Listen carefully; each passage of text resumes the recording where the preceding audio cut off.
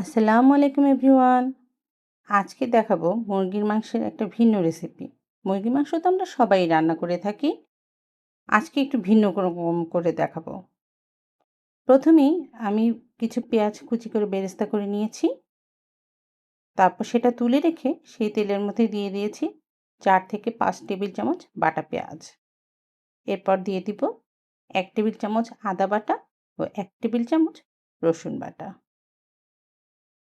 এরপর দিয়ে দিব 2 টেবিল চামচ হলুদ গুঁড়ো আর 2 টেবিল চামচ মরিচ গুঁড়ো।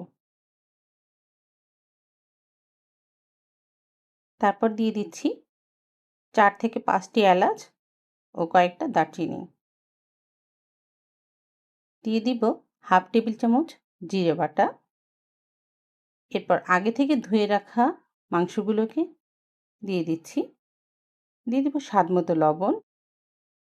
মাংসগুলোকে আমি কিছু সময়ের জন্য লেবু দিয়ে মেখে রেখে তারপর ধুয়ে নিয়েছিলাম।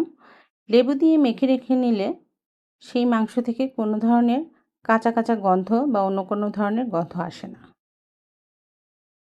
ঢেকে রাখার পর দেখতেই পাচ্ছেন যে মাংসের গা থেকে পানি ছেড়ে দিয়েছে। এবার আমি আরও কিছু সময়ের জন্য মাংসটাকে ঢেকে দিব। খুব ভালোভাবে মাংসটাকে কষিয়ে নিব। মাংসের গায়ে যে এক্সট্রা পানিটা ছিল সেটা কিন্তু শুকিয়ে এসেছে এবং আমার মাংসটাও খুব ভালোভাবে কষানো হয়ে গিয়েছে। এখন দিয়ে দিব 2 কাপ পরিমাণ পানি এবং বেশ কয়েকটা দেশি আলু। আলুটা আপনাদের ইচ্ছে মতন দিতে পারেন। আমি এখানে বেশ কিছু পরিমাণ আলু দিয়েছি কারণ আমার মেয়ের এই আলুটা ভীষণ পছন্দ। ওর খাবার শেষ হয়ে গেলে ও শুধু শুধু বসে বসে এই আলুগুলো খায়। এবার ভালো করে একটু মাংসটাকে নেড়ে নিব আর চেক করে দেখব আলুগুলো সিদ্ধ হয়েছে কিনা।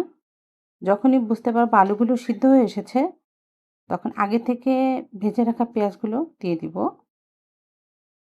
তারপর দিয়ে ভালো করে নেড়ে চেড়ে দিব।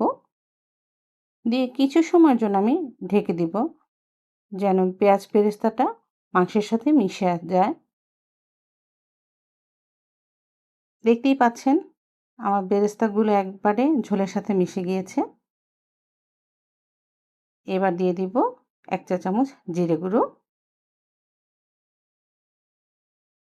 আমার রান্নাটা কিন্তু অলমোস্ট কমপ্লিট। দেখতে খুবই ভালো লাগছে। আর এভাবে রান্না করলে মাংসটা খেতেও ভীষণ ভালো লাগে। রান্নাটা কেমন লাগলো সবাই কমেন্টস করে জানাবেন। আর আপনারাও বাসায় একবার হলেও ট্রাই করে দেখবেন। সবাই ভালো থাকবেন।